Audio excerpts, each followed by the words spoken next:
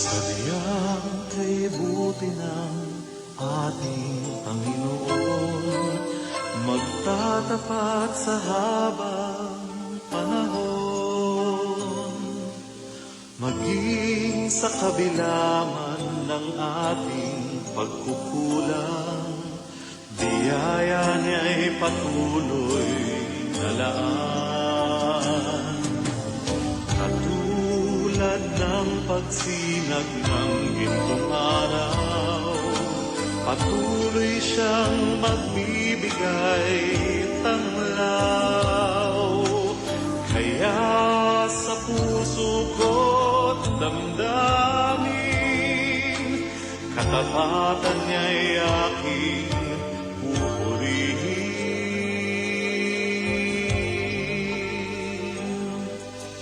Dakila ka, O Diyos, tapat ka ng tunay, magmula pa sa ugat ng aming lahi.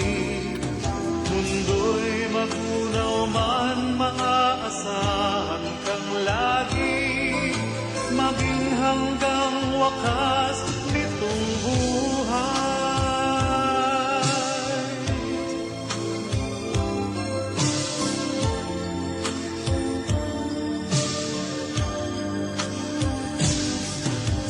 Kaya, O Diyos, kita'y laging pupurihin, sa buong mundo'y aking awitin. Dakila ang iyong katapatan, pag-ibig mo'y walang hanggan.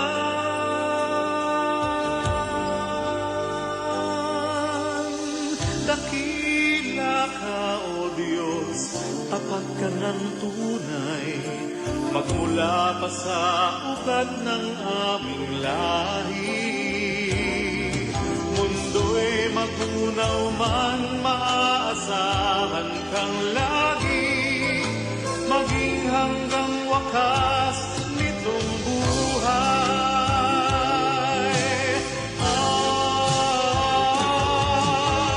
Dakila ka, O Diyos, sa habang panahon, katapatan mo'y matibay na sandigan.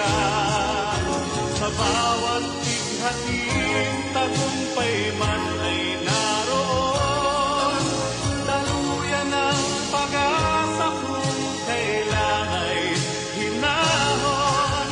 Pag-ibig mo'y alay sa amin noon hanggang ngayon.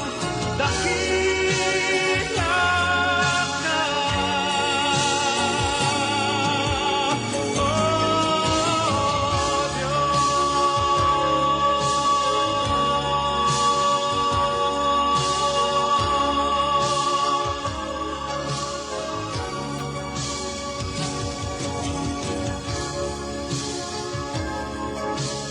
Ilang araw na lang po at patuloy na nating mararanasan ang araw ng Kapaskuhan. Kung kahit sa mga Kristiyano, araw-araw Pasko. Pero yung araw ng ating celebration is December 25. So ilang araw na lang po. At alam po natin, ang December 25 ay kapanganakan po ng ating Panginoong Jesus. Kaya sa gabing ito, pag-aaralan po natin ang isa sa mga sinabi ni Apostol Pablo sa kanyang sulat sa mga taga-Korinto. Ang sabi po sa 1 Corinthians 16:22, if anyone does not love the Lord, a curse be on him. Sumpain ang sinumang hindi nagmamahal sa Diyos. Lagi pong pinagpapala ng Diyos sa kanyang mga salita. Sandali tayong yumuko at tayo po ay manalangin sa gabing ito. Mapagpalang Ama, sa gabing ito, tunay nga po, karapat-dapat kang mahalin. You deserve, Lord God, lahat ng pagmamahal na dapat ibigay sa iyo, Panginoon, ay karapat-dapat mong tanggapin. Kaya Ama, sa gabing ito, hayaan mong maunawaan po namin at patuloy naming malaman ang paraan na gusto mo kung paano ka namin mamahalin, Panginoon. Sapagkat kung paanong sinabi ni Apostol Pablo na sumpain ang mga taong hindi nagmamahal sa Diyos. Kasi Lord, lahat ng bagay galing sa iyo. Ikaw ang lumikha ng langit at lupa, ikaw ang lumikha ng tao, ikaw ang lumikha ng lahat ng bagay na pangangailangan ng tao, Panginoon. Lahat ng bagay na nasa amin ay galing sa iyo. Maski po ang pinaka-importante sa buhay namin, ang hininga na araw-araw ay pinapahiram mo sa amin. Kaya karapat dapat lamang na ikaw ay mahalin, purihin, pasalamatan at lahat ng pagdakila ay karapat dapat lamang na ibigay sa iyo, Panginoon. Walang dahilan ng tao para hindi namin ibigay sa iyo ang lahat ng bagay na karapat dapat lamang. Sa gabing ito, pahiran mo ang labi ng lingkod mo minsan pa at hindi kami magsasawang makinig ng salita mo. Hindi kami magsasawang tumawag sa iyo. Hindi kami magsasawang magpasalamat sa iyo. Hindi kami magsasawang itaas ang pangalan mo. Dakilain ka at patuloy na ipangaral ang salita mo. Hindi kami mahihiya at magsasawa, Panginoon, na patuloy na ideklara na ikaw ang Diyos, aming tagapagligtas, ikaw ang Diyos na dakila sa aming mga buhay, at araw-araw kailangan ka po namin, Panginoon. Marami pong salamat. Minsan pa sa gabing ito, malugod ka sa aming kalagitnaan, mataas ang iyong pangalan, Panginoon, at salamat sa Espiritu Santo na laging nakalaan na kami samahan habang kami nag-aaral na iyong mga salita. Abutin mo, Panginoon, ang aking mga kapatid na nasa kanilang mga tahanan, Panginoon, nasan man silang dako ng mundong ito at nakikinig ng salita mo, Panginoon. Dalangin namin, ikaw ang Diyos sa patuloy na kumatagpo. Salamat po, Ama, sa gabing ito. Sa iyo po ang papulit pa sa salamat sa pangalan ng Ama, ng Anak at ng Espiritu Santo. Amen and amen. Alam niyo po ba, first time ko pong ma-encounter tong text na to, tong verse na to. First time ko po tong ma-encounter na sinabi ni Apostol Pablo sa mga taga-Korinto. 1 Corinthians chapter 16 verse 22. Sabi niya, if anyone does not love the Lord, a curse be on him. Sumpain ang sinumang hindi nagmamahal sa Diyos. Bakit? Talaga namang kasumpa-sumpa ang taong hindi nagmamahal sa Diyos. Meron po kaya. At alam natin yung dahilan. Kumbaga, karapat dapat lang mahalin ng Diyos kasi lahat ng kabutihan, lahat ng pagpapala, lahat ng pangunawa, lahat ng pagpapatawad, lahat ng bagay nararanasan natin dahil sa sobrang dahil sa laki ng pagmamahal ng Diyos sa atin, di po ba? Kaya sa gabing ito, tunay ngang karapat dapat lang siyang mahalin. Pero bakit po kayo nasabi ni Apostol Pablo yan? Sa aklat sa chapter 16 mula sa verse 1, inisa-isa niya yung kung paano natin maipapakita ang pagmamahal natin sa Panginoon bago niya sinabi na sumpain ang taong hindi nagmamahal sa Diyos. So, simulan po natin. Sabi po sa verse 1, sabi po doon, dito lang po tayo magpo-focus. Sabi sa chapter 16, 1 Corinthians chapter 16 verse 1, ang sabi po, tungkol naman sa tulong sa mga kapatid sa Judea, gawin ninyo ang tulad ng sinabi ko sa mga iglesia sa Galatia. Tuwing unang araw ng Sanlinggo, magbukod na ang bawat isa ng halagang makakaya at ipunin iyon upang hindi na kailanganin pang maghingi ng abuloy pagparian ko. Pagdating ko riyan, bibigyan ko ng sulat ang mga taong pipiliin ninyo upang magdala ng inyong tulong sa Jerusalem. At kung kailangang ako ang magdala, isasama ko sila. So, nagsimula si Apostol Pablo sa chapter 16 verse 1 to 4 ay patungkol sa pagtulong sa iglesia at pagtulong sa mga kapatid na nangangailangan sa mga taga-Galatia. So, dito natin makikita, sinulat niya ang kanyang sulat sa mga taga-Korinto nung siya'y nasa Epeso. Kaya sabi po dito, ang sabi po diyan ay, una, sabi doon, ang bawat isa ay dapat nang mag-ipon. Sabi niya, bawat isa, tuwing unang araw ng Sanlinggo, magbubukod na ang bawat isa ng halagang makakaya at iipunin iyon upang pagparian ko dyan ay hindi na kailangan pang humingi ng abuloy.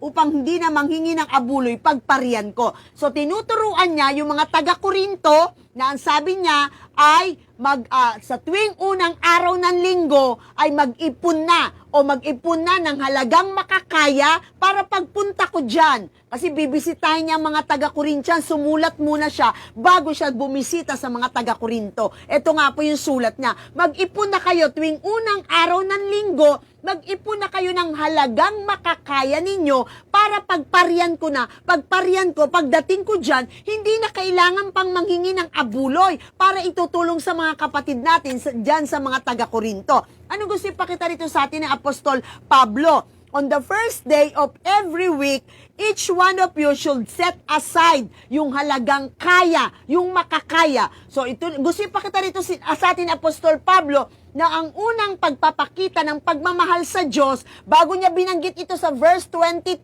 na ang pagtulong o yung pagbibigay ng mga tulong sa mga kapatiran sa Korinto ay pagpunta niya ro, nasa Ephesians kasi siya, nasa Epeso kasi siya nung time na to, nang sumulat siya sa mga taga-Korinto. Ihanda nyo na para pagpunta ko riyan, hindi na tayo hihingi pa ng abuloy. Kumbaga nakaprepare na yung tulong na ibibigay natin sa mga taga-Korinto. Kasi si Apostol Pablo, kada missionary journey niya, kapag meron siyang pinupuntahang lugar, gusto niya nakakatulong siya o may iniiwanan siyang tulong doon sa mga lugar na pinupuntahan niya. Kaya hindi pa siya nakakarating sa Korinto, sinulatan niya ng mga taga-Korinto na ang sabi niya, mag-prepare na kayo, maghanda na kayo every first day of the week. Sa atin, kung susukatin yun, every Monday po yun. Every first day of the week, mag-ipon na kayo. Magtabi na kayo nung halagang makakaya nyo. So, doon natin makikita na humihingi ng tulong si Apostol Pablo para pang suporta sa mga kailangang tulungan o bigyan ng tulong ng abot kung ano lang yung makakaya nyo, sabi niya sa mga taga-Korinto. So, doon natin makikita na ang isa sa pagpapakita ng pagmamahal sa Diyos ay pag-abot sa mga kapatiran o sa mga kapatiran natin o mga taong nangangailangan. At ang sabi ni Apostol Pablo, hinihingan ko kayo ng tulong sa abot ng makakaya nyo. So, itong gusto ipakita sa atin ng Panginoon, ang pagmamahal sa mga kapatiran, ang pagmamahal sa mga taong nangangailangan, hindi naman hinihiling ng Diyos nang tutulong ka ng higit sa kakayanan mo. Kaya ang isang paraan para pagpapakita ng pagmamahal sa Diyos, marunong tayong tumulong sa iba. Marunong tayong tumulong sa mga kapatid. Marunong tayong tumulong sa nangangailangan. Bakit? Hindi ka hihingan ng Diyos ng tulong ng higit sa makakaya mo. Kung ano yung kaya mo, itabi mo na, sabi ni Apostol Pablo, para pagdating ko dyan, hindi na tayo manghihingi ng abuloy. So, anong gusto ipakita dito sa atin? Every Sunday, believers were to bring what they had set aside for the Lord's work. So, bakit unang araw ng linggo? Kasi tinuro sa kanila ni Apostol Pablo na unang araw ng linggo, Monday, at magkikita sila ng linggo. Kasi alam natin, ang ating pagsamba ay araw ng linggo. Kaya Monday pa lang, magtabi ka na ng nakaya mo. Hindi naman sinasabi kung ano yung hindi mo kaya. Kung ano yung kaya mo, itabi mo na. Para pagdating ng linggo, dadalahin mo yon, offering o yung pagtulong na yon para sa ating mga kapatid. Anong gusto pakita rito? An amount proportionate to their income. Since it was to be brought on Sunday, the day when Christians gathered for worship, it was probably collected at the worship service rather than at home. Offerings were brought to the church on Sunday. So, supporting the needy or supporting the brethren, isang way ng pagpapakita ng pagmamahal sa Diyos. Ang alin? Ang pagsuporta sa iglesia, sa ministry, o pagsuporta sa mga kapatiran o sa mga taong nangangailangan. Alam niyo po ba kung bakit? Kasi normally, ang ating katawan, ang katawan natin, hindi ka pwedeng kumain ng kumain kung hindi ka, kung hindi ka dudumi. Kapag ikay kumakain ng kumakain at hindi ka dumudumi, may problema. Bakit? Dahil ang normal, pag ang tao kumakain, i-digest siya ng kanyang bituka at pagdating ng ilang mga araw or normally, merong mga normal kasi may normal daw dumudumi araw-araw. Pero yung kinain mo, pag hindi mo yan dinumi, may problema ka sa katawan mong pisikal. Hindi na natin, pag uminom ka ng uminom at hindi ka umihi, may problema ka sa physical mong katawan. Yung gustong ipakita sa atin ni Apostol Pablo, ang Diyos mapagmahal, tumatanggap ka ng biyaya, tumatanggap ka ng pagmamahal, tumatanggap ka ng tulong, tumatanggap ka ng blessing kay Lord. Hindi normal spiritually na ang isang Kristiyanong nagmamahal sa Diyos, tumatanggap ng pagmamahal sa Diyos na walang ibibigay. So, kaya tinuturuan ni Apostol Pablo mga taga-Korinto, ang pagmamahal sa Diyos ay pagtanggap ng pagpapala galing kay Lord, pero dapat normally ibinabahagi sa iba. Parang physical nga, hindi pwedeng kain ka ng kain, pero hindi ka dumudumi. Hindi pwedeng inom ka ng inom, pero hindi ka umiihi. Hindi pwedeng tanggap ka ng tanggap ng blessing sa Panginoon, pero hindi mo sinishare sa iba. Ang sabi ni Apostol Pablo, yung makakaya mo lang. Hindi ka naman hinihingian ng Diyos ng higit.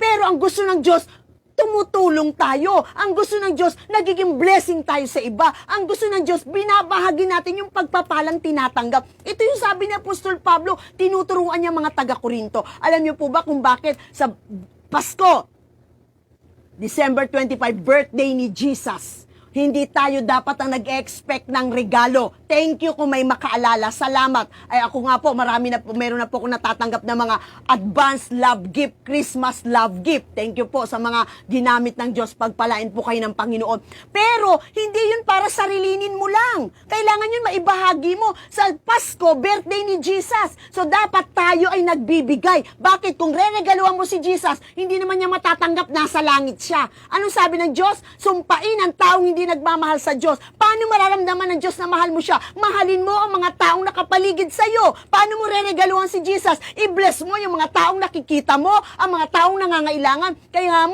nga po, hindi po napapansin pag Pasko. Thank you kay Lord, yung Coffee with God, namigay na sila ng Christmas gift. Nag-ambag-ambag po yung may mga sponsor. Yung ibang member doon, nag-ambag-ambag. Ganyan ang paglilingkod kay Lord. Minsan kailangan talaga kasama ang bulsa. Ang paglilingkod kay Lord, may effort ka na, may time na, minsan meron pang yung lakas mo, minsan kasama pa bulsa mo, bahagi yan. Bakit? Ang pagmamahal sa Diyos, pagtulong sa iba, nang abot sa yung makakaya. Huwag pilitin pag hindi kaya. Hindi po pagtulong yan pag nag-i-struggle ka, nai-stress ka, nadidepress ka. Hindi po ganyan ang totoong pagtulong. Ang totoong pagtulong, sabi ni Apostol Pablo, yung kaya mo, abot ng yung makakaya. Kaya po sa linggo ko po, mamimigay din po kami ng Christmas gift. Ang Christ Life Church Philippines, nag-meeting po kami mga leaders na imbis na mag-Christmas party tayo, wala namang Christmas party ngayon at bawal ang masyadong maraming gatherings. Yung gagastusin natin sa Christmas party, ginagawa namin yearly yun, ay ibili natin ng groceries, ipamigay sa mga miyembrong mahihirap. Bakit? Kasi yun isang way para pasalamatan si Lord, regaluhan si Jesus sa araw ng birthday niya. Paano mo siya regaluhan? Bigyan ng mga taong nangangailangan. Pagpalain ng mga taong kailangan pagpalain. Naintindihan po natin? Yun ang gusto ng Panginoon. Kaya sa ngayong Pasko, ang maging goal mo, Jesus, happy birthday. At dahil birthday mo, re-regaluhan kita. Pipili ako ng taong ibe-bless ko, parang regalo ko sa'yo. Hindi kailangang malaki. Hindi kailangan yung mai-stress ka. Hindi kailangan impress mo yung bibigyan mo. Ang tinitingnan ng Diyos, maliit man yan. Pag ginawa mo para sa Diyos, malaki yan. A small thing becomes big when love is in it. Ang maliit na bagay, lumalaki pag basta may pag-ibig. Naintindihan po natin at ginagawa mo para sa Panginoon. Tuloy po natin. So, sabi doon, offerings were brought to the church supporting the needy or supporting the church where you belong. Kaya sabi niya, ano sabi niya Apostol Pablo? Tuwing unang araw ng Sanlinggo, magbukod na ang bawat isa ng halagang makakaya at ipunin iyon upang hindi na kailanganin pang manghingi ng abuloy pagpunta ko riyan. O di ba pinagpe-prepare niya na. Kaya ngayong Pasko, kapatid, pangitiin mo si Lord. Hindi kailangan malaki, kapatid. Hindi kailangan, sabi niya, yung abot ng yung makakaya, regaluhan mo si Jesus ngayong Pasko. Di po ba? Alam niyo po ba, glory to God po. Ako po natutuwa po ako dun sa mga taong, kumbaga, willing mag-bless na hindi naman nakatingin sa... Meron po akong, glory to God, di ko babanggitin ang pangalan kasi viewer natin po siya. Meron po akong regular, linggo-linggo. Alam po yan ni Brad ng taga-CLCP. Pero hindi siya taga-CLCP po. Pero kahit kapitbahay niya yung worker namin sa CLCP, linggo-linggo dinadala niya po doon yung kanyang love gift po sa akin. Linggo-linggo po yan, wala po yung patid. At kung titingnan mo po, kung susukatin mo, hindi ganun kalaki ang kanyang binibigay. Pero magugulat ka. Consistent, linggo-linggo yun. Si Brother Alan po ang nagbibigay. Misa si Brother Daniel. Misa si Brother Robbie. Pag nagpa-practice po sila ng linggo. O kaya, pag tinanggap nila, may message na ako ni Brother Alan. Pastora, nagbigay po si ganito. Daling ko na lang po sa linggo. Linggo-linggo po yun. Hindi mo titingnan yung halaga. Ang titingnan mo, consistent siya linggo-linggo. Gusto niyang i-bless ang lingkod ng Diyos. Diba? Hindi niya sa akin ginagawa yun. Kay Lord niya yung ginagawa. Hindi naman kailangang malaki. Natatouch ako sa kanya kasi consistent siya. Na talagang siguro ilang buwan na po yan. Hindi lang po ngayong Pasko. Ilang buwan na po niyang ginagawa yan. Kaya, di ba yun pa? Sabi ni Lord, pwede ka namang magbigay. Hindi kailangan yung abot ng yung makakaya. Bakit sa Diyos mo ginagawa? Ang pagmamahal sa Diyos, si Lord hindi sumusukat sa laki, hindi sumusukat sa bigat, hindi sumusukat sa dami. Ang sinusukat ng Diyos, yung pusong willing i-share, yung mga pagpapalang tinatanggap niya mula sa Panginoon. Dahil yun ang normal. Hindi ka kakain lang ng kakain, dapat dinudumi. Hindi ka lang inom ng inom, iniihi yan. Abnormal ang pisikal na katawan. Pag ang tinitake mo, hindi mo nilalabas. Ganun din sa atin. Gusto ng Diyos, spiritually maging healthy tayo. Lahat ng tinatanggap mong bagay, blessing, pwedeng lakas, pwedeng talento, pwedeng kakayanan, pwedeng pera, pwedeng material na bagay, pwedeng panalangin, pwedeng sabi ng Biblia, sinishare yan. Amen. Dapat mayroong ebidensya na ikay pinagpala ng Diyos. Paano yon? Kailangang makita na yung binigay ng Diyos sa'yo, sinishare mo sa iba. Hindi kailangan, sabi niya, abot ng yung makakaya. So yun ang una. Sabi ng Diyos, sumpain ang taong hindi nagmamahal sa Diyos. At sino yun? Yung mga tao na hindi, yung tanggap lang ng tanggap. Pero walang na magbigay, hindi naman kailangang malaki. Dapat, kasi yun sabi ni Lord kay Abraham, pinagpapala kita para maging pagpapala ka sa iba. Hindi tayo binibless ni Lord para sarili lang natin. Ayaw ni Lord kasi si Lord giver siya. For God so loved the world that He gave. Giver si Lord. Siya unang nagbigay ng example, binigay niyang kaisa-isa niyang anak. Kaya mga anak ng Diyos hindi madamot. Ang mga anak ng Diyos dapat giver, hindi sa laki, hindi sa dami. Ano yun? Pag may tinanggap kang blessing, dapat ang desire ng puso mo maging blessing sa iba. Una, sa ministry. Pangalawa, yung mga taong nilalagay ng Diyos sa puso mo. Pangatlo, yung mga taong kailangang tulungan. Pangalawa po, sa verse 5 and 19, ang sabi pa niya, tuloy po natin, tutuloy ako riyan pagkagaling ko sa Macedonia. Doon ko binabalak dumaan. Magtatagal ako riyan at maaring dyan na magparaan ng taglamig upang patulong sa inyo sa susunod kong paglalakbay. Bagamat di ko pa alam kung saan ako paroroon, ayaw kung ako'y dadaan lamang dyan. Ibig kong magtagal ng kaunti kung loloobin ng Panginoon. Ngunit binabala kong manatili rito sa Epeso hanggang Pentecoste. So nasa Epeso siya nito. Nung sinusulat niya ang sulat sa Corinto. Corinto po ito, 1 Corinthians. So itong sulat na ito, ginawa niya nung nasa Epeso siya. Nagpadala siya ng sulat. So, malaki ang pagkakataong dini para sa ating gawain bagamat maraming humahadlang. Ano yung pangalawa? Yung pangalawa na gusto ng Diyos pagpapakita ng pagmamahal sa Kanya. Pagbisita, pagdalaw sa mga gawain, pagpunta sa mga taong nangangailangan. Di ba si Apostol Pablo, hindi siya nagsasawa kaya marami siyang missionary journey. Si Apostol Pablo, punta sa Epeso, punta sa Corinto, punta sa Galatia, punta sa Thessalonica. Ang dami niya pong nadadalaw na lugar. Bakit? Kasi yun ang paraan niya para pagpapakita ng pagmamahal sa Diyos. Ang sabi din after I go through Macedonia, after leaving Ephesus, where he was when he wrote 1 Corinthians, Paul planned to go up to Macedonia, no doubt to visit the Philippians and others in northern Greece, and then to Corinth. Ang dami niyang plano. Gusto niya pumunta sa Macedonia, gusto niya dalawin ng mga taga-Corinto, gusto niya pumunta sa mga northern part of the Greece, gusto niya nasa Ephesus siya nung oras na yun. Ibig sabihin si Apostol Pablo, isa sa paraan ng pagpapakita ng pagmamahal natin sa Diyos. Ngayon nga lang limitado tayo kasi pandemic. Pero kung dumating tayo, mag-normal ang ating, bumalik sa normal yung ating sitwasyon. Visit those persons, mga taong kailangang bisitahin. Yung mga nasa hospital, yung mga may sakit, yung mga miyembro. Bisitahin natin yung mga taong kailangang bisitahin. Di po ba ngayon nga lang limited po tayo? Naintindihan po natin. So, ang sabi po dun Paul, even spend the winter, probably the 3-month stay in Greece. So 3 months nag-stay si Paul in Greece. Balak niya. Bakit? Malalayo po ang lugar ng missionary journey ni Paul. Hindi naman katulad sa atin, may eroplano, minuto lang or isang oras lang nandoon ka na. Noong panahon na yon, ang biyahe lang doon, barko or ano lang. Kumbaga, hindi masyadong ano ang transportation noon. Kaya minsan pag nagpunta si Pablo sa isang lugar, inaabot siya ng 3 buwan, inaabot siya ng sabi niya, diyan ako mag-i-spend ang winter sa inyo, kapag dalaw ko sa inyo. Di po ba? Isang paraan yun eh. Yung pagungumusta ko ngayon, dahil pandemic, kumustahan? Kumusta na kayo? O di ba? Yung pagpapasalamat, malalaman po natin yan. So, help me on my journey with supplies and equipment and certainly with prayers and goodwill. However, Paul had indicated earlier in the letter that he did not want to be a financial burden to them. Sabi niya, tulungan niyo po ako sa journey ko, sabi ni Pablo, dahil gusto kong bisitahin ng mga kapatid sa Macedonia, sa Corinto, nandito ako ngayon sa Efeso, northern part ng Greece, ang dami niyang gustong puntahan. Humihingi siya ng tulong sa mga kapatiran. Bakit? Kasi sa bawat pagpunta, kaya nga nangihingi siya ng support eh. Bawat pagpunta niya, yung abot lang yung makakaya. Bakit? Kasi nga marami siyang gustong gawin niya. Help me on my journey, sabi niya.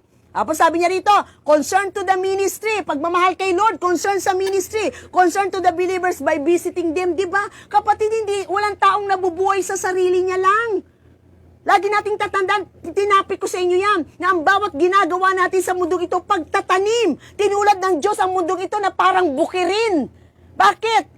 Kasi ang lahat ng ginagawa ng tao, pagtatanim. Kaya kapatid, kung gusto mo na ang Diyos ay maramdaman ang pagmamahal mo, magtanim ka. Paano ka magtatanim? By visiting those persons, praying for those persons, di ba? Nangangailangan. Ano pa? Yung pagsuporta sa ministry, pagsuporta sa mga missionary, pagsuporta sa mga lingkod ng Diyos, pagsuporta sa mga kapatiran, sa mga taong nangangailangan, pagtatanim po yan.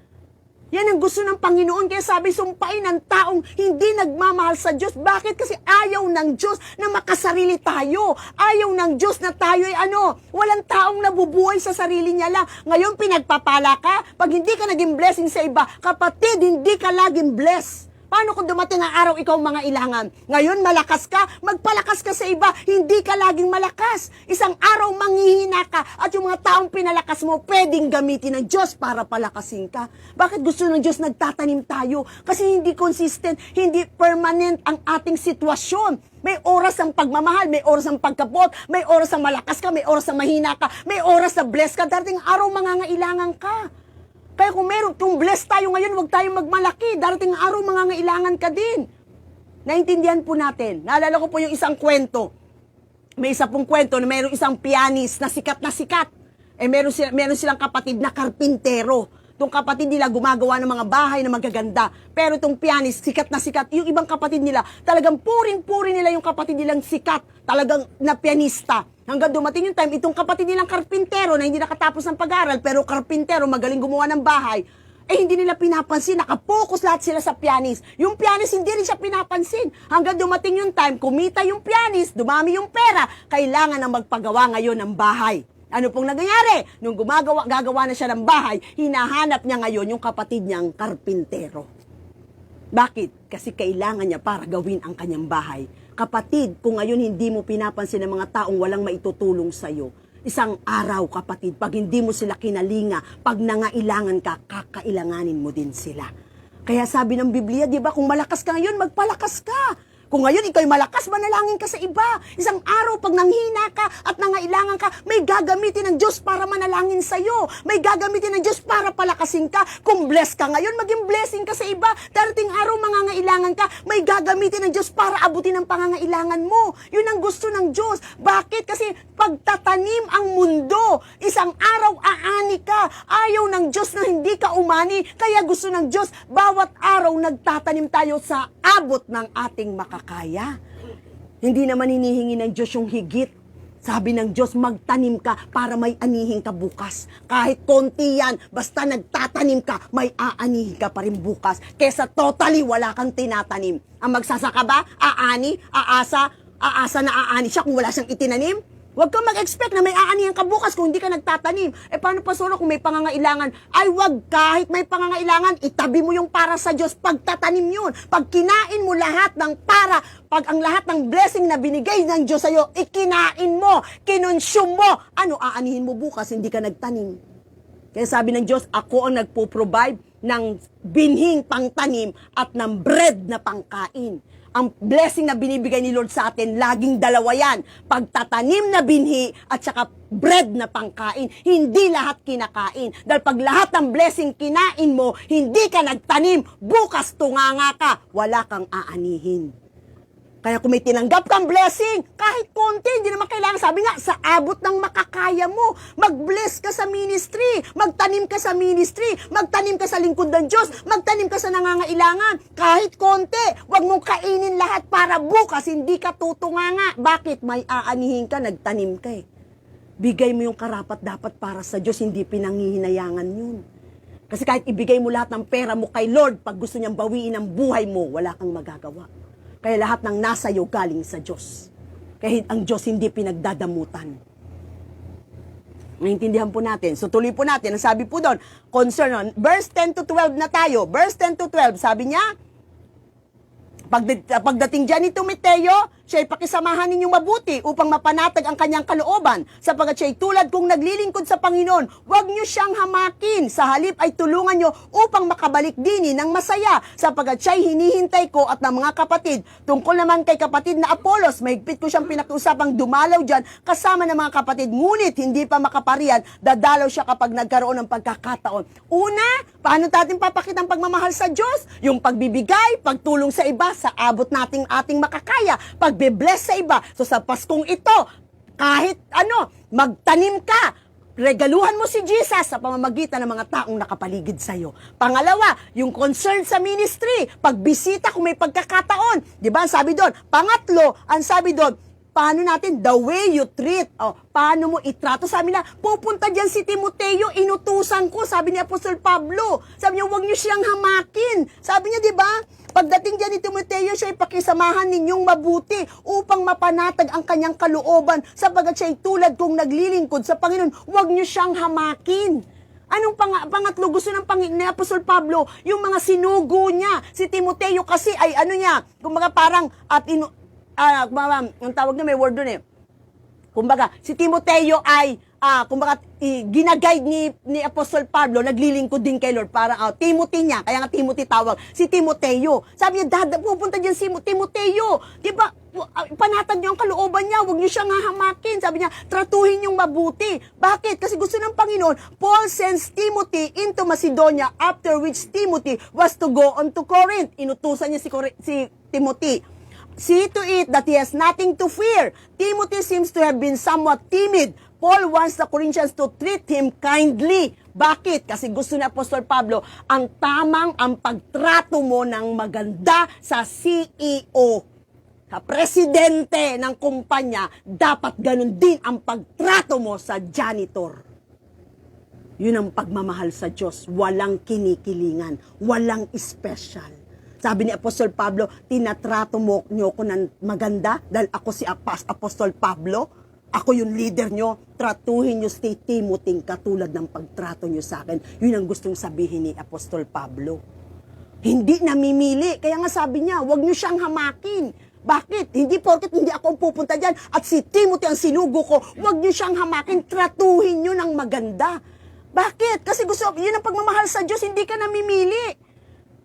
Hindi ka namimili na, ito yung pinaka-head. Ako, kailangan magandang trato. Pagdating sa, ito yung utusan ni pastor. Kailangan ito lang Hindi po.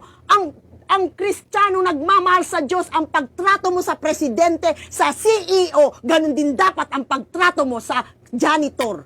Bakit? Ang Diyos walang kinikilingan. Lahat yung tao nangangailangan ng respeto. Tinuturuan tayo ni Lord ganyan ang pagmamahal sa Diyos, wala kang pipiliin. Naalala ko po, matagal na po itong nangyari. Bata-bata pa po ako. Meron pong isang Christmas party, malayo po, probinsya si Pastor Frank ang in-invite na speaker po. Hindi ako may mention ng name, pero matagal na po ito, matagal lang nangyari, naalala ko lang ngayon. Hindi ba kakapunta si Pastor Frank? Christmas party po yun ng company po. Hindi makakapunta si Pastor Frank. Ako po ang pinapunta niya para mag-share ng Word of God at mag-pray dun sa Christmas party. Kasama ko pa po hindi ko alam kung naalala pa to ng hipag ko, si Marlene po kasama ko. Medyo bata-bata pa po ako noon, pero may asawa na po ako. Di punta po kami. Pagpunta po namin doon, pagdating namin doon sa company, aba, ay, asan po si pastor? Yan ang intro niya. Sabi ko, ay, hindi raw po kasi siya makakapunta. Sabi niya, ako po ang pinapunta para po mag-share ng Word of God. Ganun po, sige po, pasok. Pero ramdam mo na iba yung dating sa kanya na ako yung nakita niya. I-expect niya si pastor eh. Di ako nakita niya, ramdam eh. Di, okay lang ako, okay lang. Hanggang hindi man kami pinaupo. Upo kami, naghanap kami ng upuan nung hipag ko. Upo kami doon sa isang lamesa. Okay, di, tuloy sila. Walang nag-entertain sa amin. Doon lang kami, nagkukwentuhan lang kami. Hintayin namin yung time namin. O, di ganun lang. Di ganun. Hanggang dumating yung time, napansin na lang kami nung magsasalita na ako. O, tawagin po natin. Nag-start na sila ng program, wala. Nung magsasalita na ako. So, ramdam ko na, hindi ganun. Di ba? Kasi nga, in-expect nila si Pastor Frank ang darating. So, ako naman, okay lang, kumbaga. Eto na, nung nagsalita na ako, nag-share na ako ng Word of God, ganun-ganon. Ay, kumilos ang Panginoon. Nako, iyakan sila. Talagang ganun talaga. Kumbaga, kung bumaba ang Espiritu ng Diyos, after ko mag-preach, nako, kulang na lang kargahin ako. kulang na lang. Oy, pastor, ano gusto mo? Oy, ano yung sinasabi? Ako, di na alam ko anong gagawin. Kaya minsan, yun mo, naranasan ko, pero matagal na po yun. Na ngayon ko lang po naalala. Kasi ganun po, pero hindi. Sa Diyos, pag mahal mo, Diyos, kung anong pagtrato mo sa mataas, trato mo sa mababa. Walang pinipili. Sabi ni Lord, wag daw kayong magtatangi. Di ba ang Diyos nagsabi niyan? Huwag kang magtatangi kasi lahat yan servant ng Diyos. Kaya kung may sinugo si Pastora Janet, itrato nyo, tanggapin nyo. Kung may sinugo si Pastor Frank, kung may sinugo ang mga lingkod, ang mga pastor nyo, alam ba, may sinugo, si leader lang yan, itrato nyo kung paano nyo tinatrato ang pastor. Kahit si leader lang yan. Bakit mo kahit ordinaryong tao lang yan? Kasi ang pagtrato mo sa kanya, sa Diyos mo ginagawa, hindi sa kanya. Hindi tayo dapat namimili. Amen. Sabi niya, sumpain ng taong hindi nagmamahal sa Diyos. Kaya maraming tao nasasaktan ng Diyos. Bakit? Kasi namimili tayo ng tatratuhin ng maganda, ng tama. Pero gusto ng Diyos, kung ano yung pagtrato natin sa mataas, yun din dapat ang pagtrato natin sa pinakamababa. Sabi ng Diyos, sino ang dakila? Yung pinaglilingkuran o naglilingkod? Sa harapan ng Diyos, ang dakila, yung naglilingkod, hindi ang pinaglilingkuran. Kasi maski si Jesus nagpunta rito, hindi para paglingkuran, kundi para maglingkod. Lahat tayo servant, pantay-pantay tayo sa harapan ng Diyos. Sa mundo lang may posisyon. Amen po. At dito po ako magtatapos. Verse 13 and 14, ang sabi niya, maging handa kayo at magpakatatag sa inyong pananalig. Magpakatapang kayo at magpakatibay. Ang lahat ng ginagawa niyo'y gawin niyong may pag-ibig. Kayo pasako sa mga tulad nila at sa sino mang gumagawa at nagpapagal na kasama nila. Silang nagpasigla sa akin, gayon din sa inyo, pahalaga ninyo gayong mga tao. Ano yung sunod? Ang gusto ng Diyos, di ba, sumpain ang taong hindi nagmamahal sa Diyos. Paano ang paraan ng pagmamahal sa Diyos? Be alert, be on your guard. Bantayan mo ang pananampalataya mo. Stand firm in the faith. Pahalagahan mo yung pananampalataya mo, yung relasyon mo sa Diyos. Pag pinahahalagahan mo ang pananampalataya mo, pinapahalagahan mo yung relasyon mo sa Diyos, nagmamahal ka sa Diyos. Sabi doon, be men of courage, di ba? Be brave, be strong. Gusto ng Diyos lumalaban ka sa ginagawa ng kaaway. Gusto ng Lord Diyos, pinaglalaban mo yung relasyon mo. Pinaglalaban mo ang iyong pananampalataya. Pinaglalaban mo yung oras mo sa pakikinig ng salita ng Diyos. Pinaglalaban mo pagpara sa Diyos. Gusto ng Diyos yan. Pagmamahal sa Diyos yan. Pero kung binabaliwala mo ang spiritual life mo, kapatid, nasasaktan ng Diyos.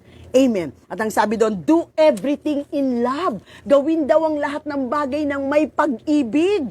Sabi ng Diyos, ganyan ang pagmamahal sa Diyos. At ang sabi doon, verse 16, binasa natin, to follow or submit to the leadership of such people as this and of anyone who works and serve with them. Diba? Pagsasubmit daw at pag-follow sa mga leader na nilagay ng Diyos. Pagmamahal sa Diyos yan. Sabi ng Biblia at verse 18, for they refresh my spirit and yours also. Such men deserve recognition. Sabi doon, di ba? Verse 18, and have cheered me up just as they cheered you up. Such men as this deserve recognition, parangalan, ang dapat parangalan. So yun ang gusto ng Diyos, yung due, kung ano yung karapat-dapat dun sa lingkod ng Diyos, sa taong yan, kahit hindi lingkod ng Diyos, kahit janitor lang yan, pasalamatan mo yan. Kung halimbawa may inutos ka, kahit janitor lang yan, pasalamatan mo. Dapat nire-recognize mo ang mga taong yan, sabi ng Biblia. Kaya nga sabi, di ba, parangalan ang dapat pangaralan, hindi lang yung nasa itaas. Kaya nga nilagay ng Lord sa heart, sa puso namin, parangalan ng mga manggagawa ng Las Piñas, parangalan ng mga manggagawa ng CLCP at ng Mother Earth. Hindi lang lagi ang pastor ang ina-appreciate. Dapat the more yung mga taong mababa, the more yung mga taong ginagamit ng Lord. Lahat tayo servant, sa mundo lang may posisyon, pero dapat parangalan ang karapat dapat parangalan. Sabi ng Biblia, inutos niya sa mga taga-Korinto, parangalan niyo ang mga taong yan. Kahit hindi siya si Apostol Pablo, kahit hindi siya yung leader, sabi ni Apostol Pablo bilang leader, parangalan niyo ang mga taong yan. Binanggit niya po doon kung sino yung mga dapat parangalan. Sinabi niya nagagalak ako pagdating ni na Estepanias, Fortunato at Acaico, sapagkat ginagawa nila ang hindi niyo magawa. Sila ang nagpapasigla sa akin, gayon din sa inyo. Pahalagahan ninyo ang gayong mga tao. Diba? Nabanggit ba kilala ba si Estepanas, Fortunato, at Acaico? Ngayon nga lang natin narinig yan Pero manggagawa yan. Ang sabi ni Apostol Pablo, pahalagahan nyo ang mga taong ganyan. Parangalan sa English, recognize them. Ibig sabihin, ang gusto ni Apostol Pablo, hindi lang siya ang parangalan. Hindi lang siya ang tratuhing tama o maganda. Maski si Timoteo, maski itong mga taong to na hindi kilala. Ganyan ang pagmamahal sa Diyos. Walang pinipili. Pagka-deserve ng taong yun parangalan, huwag mong piliin kahit wala siyang posisyon. Amen po. Basta naglilingkod sa Diyos. And last, ang sabi po doon, yun na. Ako si Pablo ang sumusulat nito. Kumusta kayo? Verse 22, sumpain ang sinumang walang pag-ibig sa Panginoon. Tsaka niya sinabi ito, kumusta na kayo? Yung mga biniling ko sa sulat kung ginagawa nyo at hindi nyo ginagawa, sumpain ang hindi nagmamahal sa Diyos. Yun ang gusto pakita ni Apostol Pablo ng tamang pagmamahal sa Panginoon. Amen? So sa December 25 kahit hindi pa 25, birthday ni Jesus. Siya may birthday. Huwag kang mag-expect. Regaluhan mo si Jesus. Ngayon kung mayroong blessing, yung blessing na tatanggapin mo, i-share mo sa iba na nangangailangan. Bakit? Regalo mo yung kay Jesus. Sabi doon sa mga tao, di ba? Sa abot ng yung makakaya. Huwag namang pilitin kung hindi kaya. Hindi naman kailangan branded. Hindi naman kailangan mamahalin. Hindi naman kailangan, makita lang ng Panginoon na yung pagpapalang tinanggap mo, willing kang i-share sa iba. Itrato yung mga taong dapat, di ba? Kung wala mang maibibigay, batiin mo, i-appreciate mo. Yung janitor sa church, yung janitor sa company nyo, kahit wala kang maibigay, appreciate mo, Merry Christmas. Salamat sa paglilingkod mo ng buong isang taon. Mga cell leader, pasalamatan, nagtuturo ka ng Bible study. O di ba? Hindi lagi si Pastora Janet ang pumupunta, bumibisita lang ako. Appreciate yung mga cell leader nyo. Diba? Hindi naman kailangan maramdaman nila yung pagmamahal nyo ngayong Pasko. Pahalagahan ang mga taong dapat pahalagahan. Especially asawa mo. Sa isang taon, nagkasama kayo ngayon. Pahalagahan mo. O kung walang pambili regalo, appreciate mo. Kung meron, mas better, much better. Kung meron ka maibibigay na regalo kahit maliit lang. At kung malaki, kaya mo, meron namang means, meron ka namang kakayanan. Huwag kang magdamot. Ibigay yung the best. Bakit? Bukas pag dumating si Lord, iiwan mo lahat. Diba? Take every opportunity, pahalagahan ng mga anak, appreciate yung mga taong kasama natin. Dahil si Lord malapit nang dumating ang pagmamahal sa Diyos, aanihin mo yan. May reward yan pagdating mo sa kalangitan. Ang pagpapakita ng pagmamahal sa Diyos sa pamamagitan ng pagmamahal sa mga taong nakapaligid mo, walang nasasayang. Kaya gusto ng Diyos, mahalin natin siya, sumpain ng taong hindi nagmamahal sa Diyos. At binigay niya isa-isa kung paano natin papakitang mahal natin ng Diyos. So ngayon, kung hindi natin nagagawa yan, hindi pa huli ang lahat. Huwag mo i-condemn sarili mo, huwag mo i-judge ang sarili mo. Ay, ganun pala ako, ay, ganito pala ako, ay, hindi ko pala mahal sila. Huwag i-condemn ang sarili. Tinuturuan tayo ng Diyos. Start today, mula sa araw na ito, lahat ng blessing na ibibigay ng Diyos sa iyo, ibahagi mo sa iba. Hindi lang material. Prayer. Kung malakas ka ngayon, magpalakas ka. Appreciation, kung na-appreciate ka, appreciate mo ang iba. Pasalamatan mo, pahalagahan mo yung mga taong ginagamit ng Diyos sa iyo.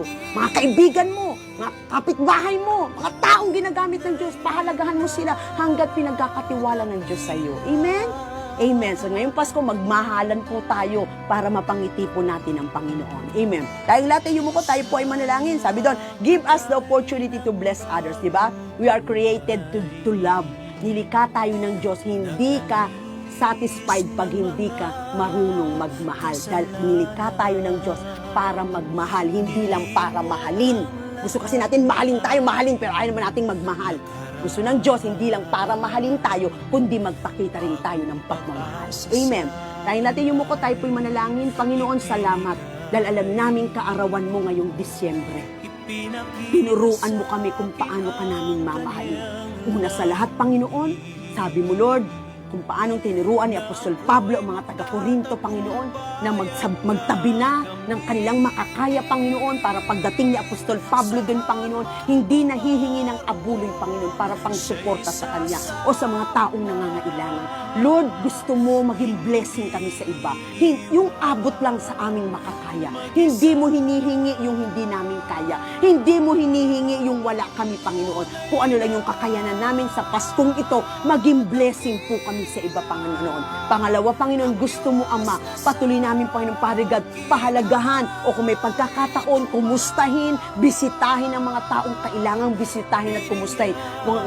Kung pandemic, Lord, at hindi pwede, after this, Panginoon, nakita namin mahalaga, Panginoon, ang pangungumusta at pagpapahalaga sa mga tao, Panginoon, binibigay mo sa amin. At susunod, pakitang pagmamahal sa iyo, Lord God, ay patuloy na pagtrato ng tama sa mga taong kailangang itrato, Panginoon. Hindi namimili, hindi nagtatangi, Panginoon. Lahat pantay-pantay ang tingin dahil lahat kami servant sa harapan mo. Sa mundo lang may posisyon, pero lahat kami lingkod mo, Panginoon. Kung paano namin tinatrato ng tama ang pastor, dapat ganun din ang tamang pagtrato namin sa mga cell leader, sa mga ordinaryong worker, sa mga ordinaryong member, Panginoon. Kung paano pagtrato namin sa CEO, sa presidente, Panginoon, at sa pinakamataas na posisyon, Panginoon, sa lugar na aming ginagalawan, ganun din ang pagtrato namin sa mga taong mas mababa, Panginoon, sa mga leader po namin. Lord, salamat po, tinuturuan mo kami upang patuloy mong maramdamang nagmamahal kami sa iyo. Ganun din, Panginoon, Pare God, yung pong pagpapahalaga sa mga taong binibigay mo, pagpapahalaga sa mga taong gumagawa, Panginoon, ng mabuti, sa pagpapahalaga sa mga taong naglilingkod, pagpapahalaga, Panginoon, Pare God, sa mga taong karapat dapat pahalagahan, Panginoon. Kaya, Lord, salamat, Ama, tinuturuan mo kami. Lord, bigyan mo kami, Pare God, ng puso, Panginoon, ng opportunity to bless others. Bigyan mo kami ng opportunity to show your love, Father God. Bigyan mo kami ng opportunity magpakita ng pagmamahal, magpakita ng respeto, magpakita ng pagpapahalaga, mag-appreciate, Panginoon, lalo na sa mga mahal namin sa buhay, sa aming asawa, anak, Panginoon, magulang, Panginoon, kapatid, Panginoon. Lord, bigyan mo kami ng opportunity habang kasama namin at hindi mo pa binabawi ang mga pinahiram mo sa aming mga taong nagmamahal sa amin. Pahalagahan na namin, Panginoon, sa oras na ito, Lord God. At salamat po, Panginoon, sapat ikaw ang Diyos na nagbibigay sa amin ng kalakasang magawa po namin ang nais mo, Panginoon. At tinatas po namin sa mga kapatid namin, humingi ng panalangin. Yung may birthday today, si Brother Brando Chicano, happy birthday. Sister Beth Basilides, happy birthday po. Sister Mila Claro, kapatiran po sa Italy po, ay sa Canada. Happy birthday today. Si Brother J. Villanueva, Agnes Pacheco, Brother June Biato, kapatid po ni Pastor Frank, Irene Magpantay Sibayan, kapatid po ni Pastor Greg, Maria Teres Hilario, happy birthday, Irene Bautista Mercado, happy birthday, Grace Ann Campillos, ito po ay kapatid ni Pastora Ana, Mary Ann Ngo, happy birthday, Normina De Guzman, happy birthday, Ashleya Peracion, happy birthday, si Nanay Linda Olat, happy birthday po, Nanay Linda Alma Hernandez, happy birthday po, Nerissa J. Hoson Santos, kapatid po ni Pastora Noemi, and Engelberto Sarbini Jr., happy birthday po. Lord, salamat po sa mga kapatid namin nagdaos ng kanilang mga kaarawan, at kung mayroon po akong hindi na isulat o nabanggit, Panginoon, ipaalala mo po sa akin. Salamat po sa isang taon na naman at dinagdag mo sa kanilang buhay. Dalangin namin, marami pang birthday, marami pang kaarawan na ibibigay mo, Lord, marami pang karanasan sa iyo at favor, Panginoon, answered prayer, at dinideklara ko malusog na pangangatawan, mahabang buhay, protection, Panginoon, at lahat ng pangarap ng magulang para sa kanila magkaroon ng katuparan, Panginoon, at pagpalain mo sila, Ama. Salamat po, nakikigala kami sa isang taon na naman na dinagdag mo sa kanilang buhay. At ganun din po, wedding anniversary ni Sister Amy and Pastor Frank Estuesta. Salamat po sa 30th wedding anniversary na mag-asawang ito, Lord God. Marami pang anniversary, love, Panginoon, and commitment sa kanilang relasyon. Salamat po sa kanilang buhay. Lord, salamat sa answered prayer na negative and normal ECG and negative thyroid laboratory ni Sister Evelyn Solis. Lord, thank you. tunay nga, Panginoon, tumutugon ka. Salamat sa negative result, Panginoon, ng kanyang mga laboratory. Lord, salamat sa answered prayer, Panginoon, Padre God, ni Sister Leia Paulino Maat, Panginoon, binigyan uli ng bagong contract ang kanyang asawa sa kumpanyang kanyang pong pinagtatrabahuan, Panginoon. Lord, salamat, Panginoon, sa answered prayer. Lord, salamat din, Panginoon, Padre God, sa prayer request, Panginoon, Padre God, ni Grace Manganaan at ng kanyang asawa. Humingi po sila ng trabaho, Panginoon. Lord, salamat. Iunat mo ang iyong kamay. Open doors of opportunity para magkapagtrabaho po ang mag-asawang ito. Lord, yung prayer request ni Marina Oriarte Felix, Lord God, naghahanap po siya ng blood donors, B+, Panginoon, na dugo. Lord, salamat. Ikaw ang magsusupply, magbibigay ng taong magdodonate ng blood B+, Panginoon, sa aming kapatid, Panginoon, na kailangan niya. Lord, ganun din po pa sa prayer request, Sister Leia Joy Mejia, Lord God, salamat sa negative result ng blood test niya in Jesus' name. Tinideklara namin ang miracle at ang kagalingan na galing sa iyo. Lord, salamat din sa prayer request ni Jessally, Panginoon, na nakagat ng aso, Panginoon. Lord, salamat, Panginoon, na loobin mo maturukan ang batang ito, Panamparagan ng anti-rabies, Panginoon, para ang huwag kumalat ang rabies. At dinideklara namin, Panginoon, ang kagalingan, Panginoon, ng batang ito. Lord, salamat din sa good health, long life, Panginoon, Panamparagan ni Jason Cao, Lord. Dinideklara ko, Ama, Panginoon, ang kagalingan, Panginoon, at good health para sa aking kapatid, Father God. Lord, salamat din, Panamparagan, sa favor para po kay Sister Lloyda Canlas, Panginoon. Bless mo siya, Panginoon, Father God, at patuloy mong ang favor mo ay patuloy niyang maranasan, Father God. Ganun din po sa favor, Panginoon, good health and long life kay Brother Jude and Rosita Kasako, Panginoon. Salamat sa good health, long life upang patuloy silang makapaglingkod sa iyo, Father God. Salamat din, Father God, sa favor, blessing, and long life, Panginoon, para in good health sa kay Sister Binya Bariso and Brother Ipe Bariso and family, Lord God. Salamat sa favor, good health, and long life, Lord, upang patuloy silang makapaglingkod sa iyo, Father God. Patuloy din namin tinata sa iyo ang ikakasal ni Pastor Jack, ang kasalan sa Friday and Saturday, Arcasitas Arceo wedding, Lord God, sa Friday, sa Saturday, Lord. Salamat po, Ama, sa Lopez Valenzuela wedding, Lord, sa 18, sa Friday, Lord God. Salamat sa magandang panahon. Salamat sa tagumpay ng kasalan. Salamat sa pagsama mo, Panginoon. At sa catering, Panginoon, ni Sister Remy, Panginoon. Salamat, Panginoon, Father God, na patuloy mong pagpapalan ng catering nila, Panginoon. At patuloy, Panginoon, Father God, na maging matagumpay, Panginoon, ang kasalan yan, Father God, sa araw ng Biyernes at Sabado. At Lord, bukas, Lord, dalangin po namin yung house blessing, Panginoon, Father God, ng bahay ni Sister Grace Baroma. Kasama ko po Sister Larissa Santa Ana, Panginoon. Lord, dalangin po namin ang maayos pagbiyahe bukas. Protection mo, Ama, sa General Trias. Pupunta po kami, Ama. Salamat sa pagsama mo at sa house dedication, Panginoon, house blessing ng aming kapatid.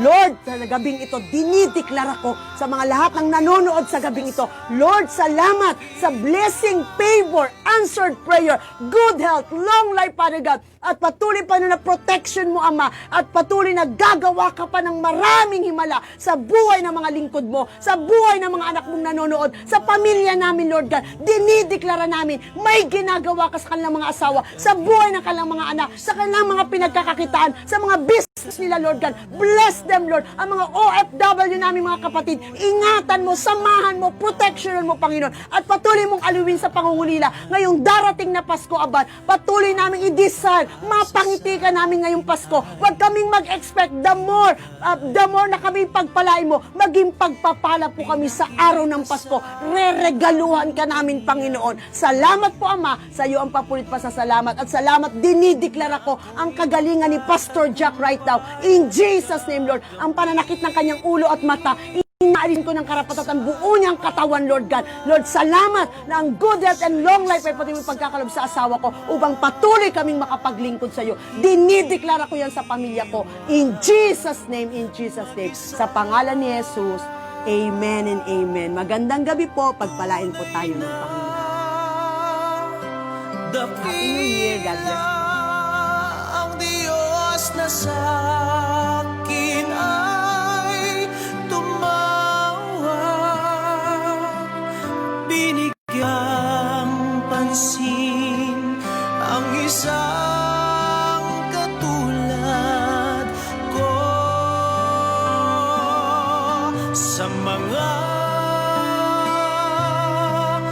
nakalipas ako'y kanyang pinalaya. Diyos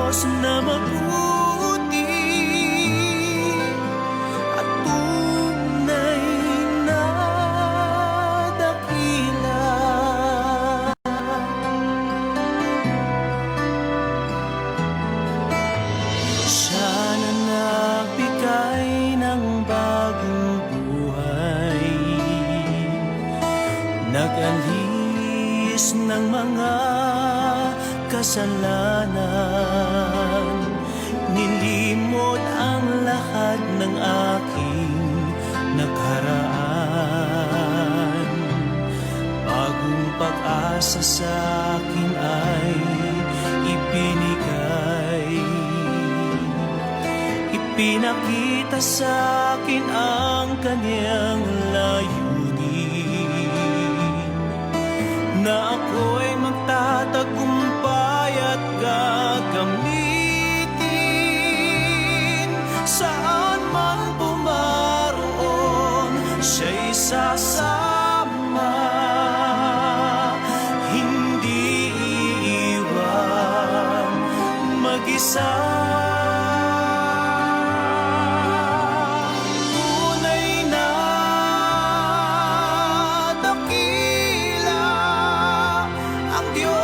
Sa akin ay tumawag,